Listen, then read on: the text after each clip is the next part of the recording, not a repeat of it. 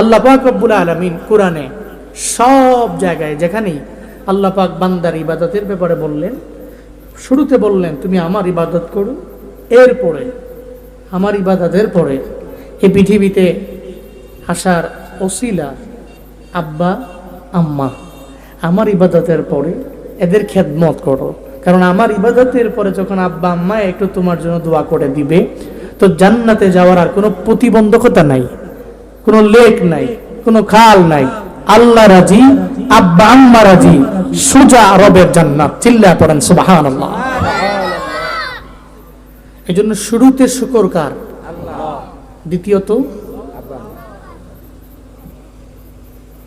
এক নম্বরে আল্লাহ, দুই নম্বরে আমি খুতবায় যে আয়াতের অংশ পড়েছি, সে আয়াতে আল্লাহ পাক রব্বুল আলামিন দুইটা মিশন জানিয়েছেন পৃথিবীর সমস্ত মানুষকে, যে মৃত্যু পর্যন্ত তোমাদের দুইটা কাজ হবে। শুধুমাত্র 5-10 বছর 15 বছর নয়, মৃত্যু পর্যন্ত তোমাদের কাজ। ধরেন আপনি মারা যাবেন আসরের সময়, জোহরের নামাজটা আপনার উপরে ফরজ না নফল? কথা বলেন না কেন? মৃত্যু পর্যন্ত আল্লাহ এই জোহরের নামাজটারে আমার আপনার জন্য ফরজ বানায় দিলেন।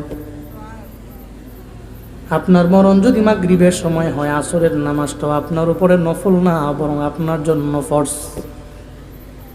ঠিক তেমনি ভাবে আল্লাহ জানায় দিলেন মৃত্যু পর্যন্ত মা বাবার খেদমত করো, আমি আল্লাহ তোমার উপরে ফরজ বানায় দিলাম। তুমি যদি আমি আল্লাহকে রাজি বানাতে চাও, তাহলে মা বাবার খেদমত করে আগে যাও। চোখের পানি ফেলে যেই মা তোমার জন্য দোয়া কইরা দেয় রে বাপ, দুনিয়ার সমস্ত দোয়া কবুল নাও হতে পারে, মিস হয়ে যেতে পারে।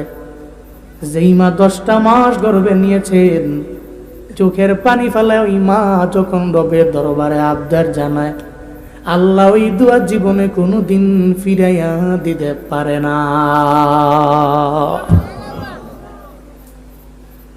ওই মায়ের দোয়া নিয়ে চলিও, ওই মা বাবার দোয়া নিয়ে তুমি আগায়া যাও। আল্লাহ কয় 1 নম্বরে তুমি আমার শুকর আদায় করবা, 2 নম্বরে মা বাবার শুকর আদায় করে নাও। আমার শুকর কেমনে আদায় হবে? কয় ফজরের মাধ্যমে হবে, জোহরের মাধ্যমে হবে, আসরের মাধ্যমে, মাগরিবের মাধ্যমে, এশার নামাজের মাধ্যমে, 5 ওয়াক্ত নামাজের মাধ্যমে 1 নম্বরে আমার শুকর আদায় হয়ে যাবে। আমার শুকর আদায় করার পরে তুমি তোমার মা বাবার খেদমতে নিজের পরিপূর্ণ বিলীন করে দাও। কারণ মা বাবার দোয়ার মাধ্যমেই তো জান্নাত পর্যন্ত যাওয়া যায়।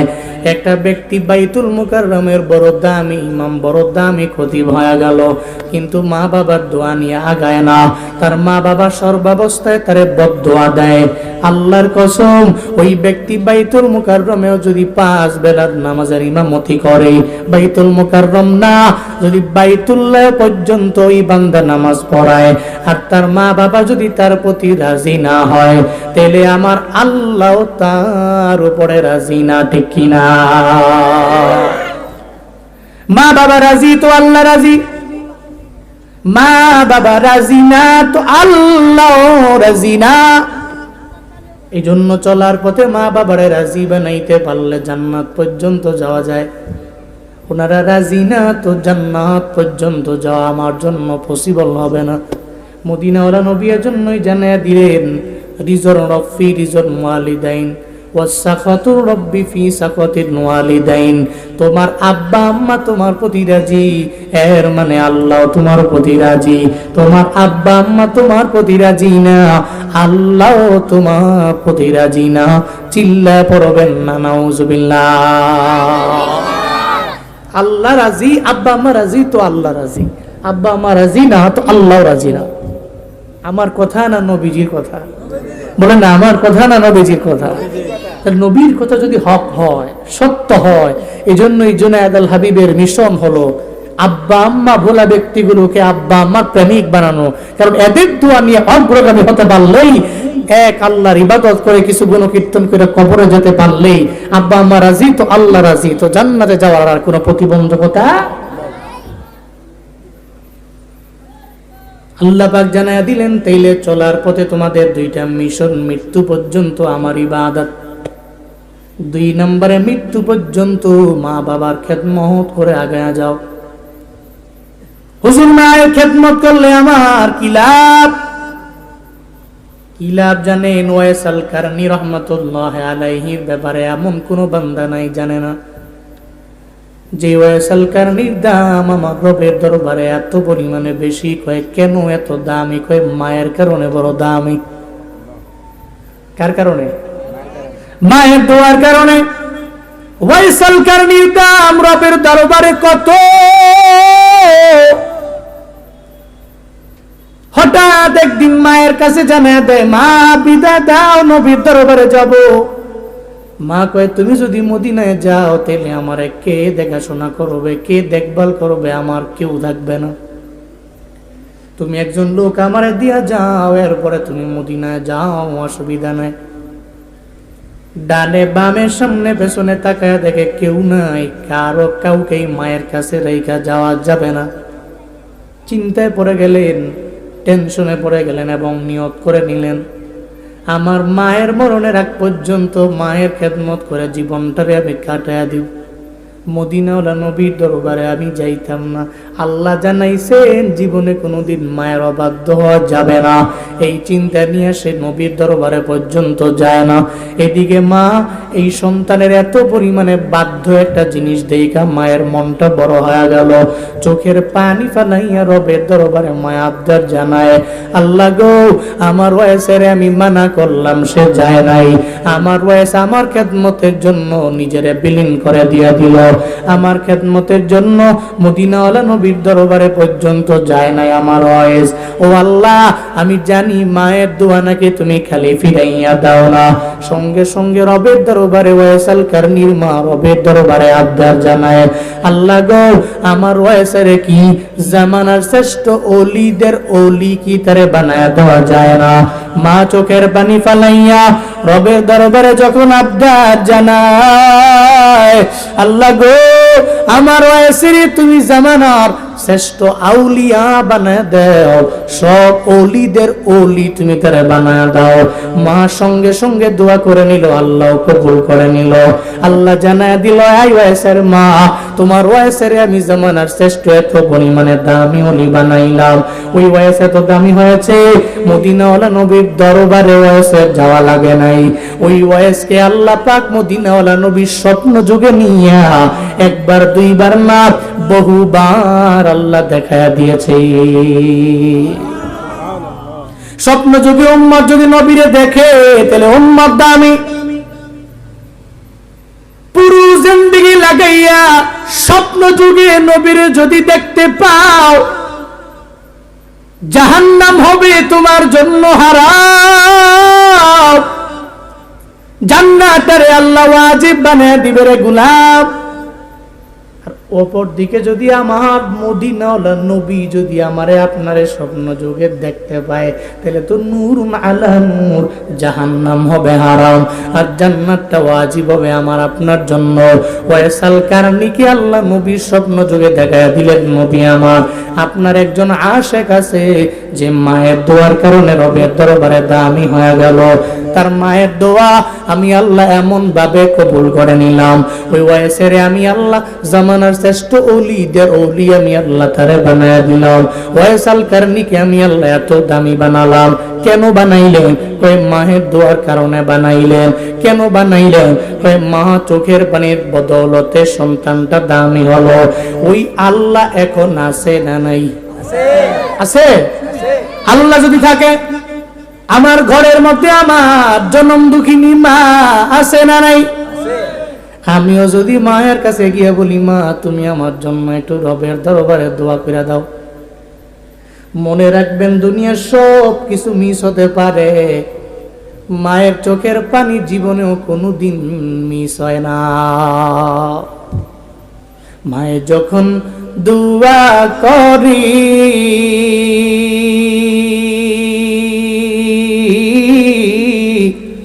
চলে যায় আরশ তরে, সাথে সাথে কবুল হয় ফল দেখিতে পাও, সাথে সাথে কবুল হয় ফল দেখিতে পাও। মায়ের দোয়া লও হে মুমিন, মায়ের দোয়া লও, মায়ের দোয়া লও হে মুমিন, মায়ের দোয়া লও। বিপদে পড়বে না তুমি যখন যেথায় যাও, বিপদে পড়বে না তুমি যখন যেথায় যাও। মায়ের দোয়া লও হে মুমিন, মায়ের দোয়া লও, মায়ের দোয়া লও হে মুমিন, মায়ের দোয়া লও। দুনিয়ার সব যখন মিস হয়, মায়ের দোয়া যেহেতু মিস হয় না, এই জন্য মায়ের দোয়া নিয়ে আগানো লাগবে। কাবা শরীফের ইমামের ঘটনা আমি বলি। আমার বয়ান যারা শুনে সবাই ব্যাপারে জানে, হুজুর এই ঘটনা বলে ইন্সপায়ার করার জন্য আমি এই ঘটনাটা টেনে আনি। কাবা শরীফের একজন বড় ইমাম আছে, আব্দুর রহমান আস-সুদাইসি, যার নাম। টানা 40 বছর পর্যন্ত কাবা শরীফের ইমাম উনি হয়ে গেলেন। এত সুন্দর যার তিলাওয়াত, তিলাওয়াতের মধ্যে এত পরিমাণে যার মায়া। এখন তো মুরব্বী হয়ে গেছে, এরপরে এত মায়া। জুয়ানকালে যখন উনি টান দিত, ওই টানের মধ্যে এত পরিমাণে মায়া জমে উঠত। একদিন সাংবাদিকেরা জিজ্ঞাসা করে, এত বছর আপনি বাইতুল্লাহর ইমাম কেমনে, কি ভিতরে পুঁজি আপনার আছে বলেন না। কই আমার ইলমের পাওয়ারে বলি না, আমলের পাওয়ারে বলি না, আমার মায়ের চোখের পানির বদৌলতে আল্লাহ আমারে কাবা শরীফের বড় ইমাম আমারে বানায়া দিয়েছে। মায়ের দোয়ার বদৌলতে আমি ইমাম। ওই কেমনে বলেন না। উনি বলতে লাগলেন, ছোটবেলায় আমার মা আমারে আল কাসিম শহর থেকে উমরা করার জন্য নিয়ে আসলেন বাইতুল্লাহ। আমি যখন বাইতুল্লাহ আসলাম, ছোট্ট মানুষ, এজন্য আমি বাইতুল্লাহর পবিত্রতা বজায় রেখে চলতে পারবো না। মা চিন্তায় পড়ে গেল, আমারে মাতাফে নেয় না, এক সাইডে দাঁড় করে রাখে। চিন্তা ভাবনা করে আমার সন্তানটা বাইতুল্লাহ সম্মান বজায় রাখতে পারবে না, এই চিন্তা করে করে বারবার আমার দাঁড় করে রাখে। হঠাৎ করে যখন মা দুইটা চক্কর দিয়া ঘুরে আসার পরে যখন আমার খোঁজার জন্য যখন আসে, দেখে আমি নাই। চিন্তায় পড়ে গেলেন, মা এতগুলা মানুষের মধ্যে যদি আমি তারে হারায়া ফেলি, কই গেলে আমি তারে পামু, কোথায় গেলে আমি পামু, চিন্তায় পড়ে গেলেন। সব জায়গায় খুঁজা শেষ, কোনো জায়গায় পায় না। একটা পর্যায়ে তাকায় দেখে ছোট্ট মানুষটা বাইতুল্লাহর কালো গিলাপ ধরে আর তাওয়াফ করে করে নিজে একা একা একা একা ঘুরে বেড়ায়। মা যা ডাক দেয়, হে আব্দুর রহমান, ওই জায়গায় দাঁড় করে রাখলাম, কেন তুমি বারবার তাওয়াফের জন্য বেকুল হয়ে গেলে, এতগুলা মানুষের মধ্যে হারায় গেলে, তোমার আমি কইবামু আমার জানা নাই। ধমক দিয়া আবার যখন মাথা ফের এক সাইডে নিয়ে দাঁড় করে রাখলেন, এরপরে মা একা একা ঘুরে ঘুরে আবার তাওয়াফ করলেন। 2-3টা তাওয়াফ করার পরে আবার দেখার জন্য আছে না নাই চেক করার জন্য যখন যায়, ওখানে যাওয়ার পরে দেখে আব্দুর রহমান রে যে জায়গায় রাখছে ওই জায়গার মধ্যে দেখা যায় না। চিন্তায় পড়ে গেলেন, মা যদি এবার আমি ওখানে না পাই, লক্ষ লক্ষ মানুষের ভিড়ে যদি আমার সন্তানটা হারায় যায়, আমি কোথাও পাবো না। মা যা তাকায় দেখে আব্দুর রহমান আস-সুদাইসি আবার আগের মতো বাইতুল্লাহর কালো গিলাপ ধরে একা একা একা একা তাওয়াফ করার জন্য বেকুল হয়ে যায়। মা তার কাছে গেল, ধমক দিল, বাইতুল্লাহ বড় দামি ঘর, এই ঘরের সম্মান তুমি বজায় রাখতে পারবা না, এই জন্য আমি তোমারে মাথা ফের এক সাইডের মধ্যে দাঁড় করে রাখলাম। কেন তুমি বারবার বারবার তাওয়াফের জন্য বেকুল হয়ে যাও সন্তান, তুমি আমায় বলো না। চোখের পানি ছেড়ে দেয়, জানা দেয়, মা আমার দুনিয়াতে যত ঘর আমি দেখছি, কোন ঘরের প্রতি আমার এত আকর্ষণ লাগে নাই, মায়া লাগে নাই। আপনার এলাকার দামি ধনী ব্যক্তিটা এই যে রমজানে উমরায় যারা গেল, ওমরা থেকে আসার পরে জিজ্ঞেস করেন বাইতুল্লাহ কেমন দামি জায়গা, দেখার পরে আপনার মনটা কেমন লেগেছে দেখবেন চোখের পানি ফালায়া বলবে, দুনিয়াতে যত ঘর আমি দেখলাম বাইতুল্লাহর মতো এত সুন্দর ঘর আমি দুনিয়ার কোথাও দেখি নাই। এটা এমন দামি জায়গা রে বাবা, ওটা দেখলে দেখবারই মন চায়, দেখলে দেখবারই মন চায়। কারণ আমার মসজিদের মধ্যে ঢুকলেই তো বের হতে মন চায় না। ওটা তো আমার আল্লাহর খাস ঘর, ওটা বাইতুল্লাহ। ওই জায়গায় গেলে মানুষগুলো এত পরিমাণে পাগল হয়, চিন্তায় পড়ে যায়, আরে এই জায়গায় বুঝি আমার মদিনাওয়ালা নবী নামাজ পড়লো, এই জায়গায় বুঝি আবু বকর নামাজ পড়লো, এই জায়গায় বুঝি ওমর নামাজ আদায় করলো, এই জায়গায় বুঝি ইব্রাহিম নবীর সাপ, এই জায়গায় বুঝি ইসমাইল নবীর সাপ। এই চিন্তা যখন তার ব্রেইনে চলে আসে, ওটা চিন্তা করার পরে চোখের পানি বান্দা আটকে রাখতে পারে না। এই বাইতুল্লাহ এত পরিমাণে দামি জায়গা, একবার গেলে আবার যাইতে মন চায়, আবার গেলে আবার যাইতে মন চায়, আবার গেলে আবার যাইতে মন চায়। এই মানুষেরা বাইতুল্লাহ যাওয়ার জন্য তো এমন কোন বান্দা নাই পাগল না।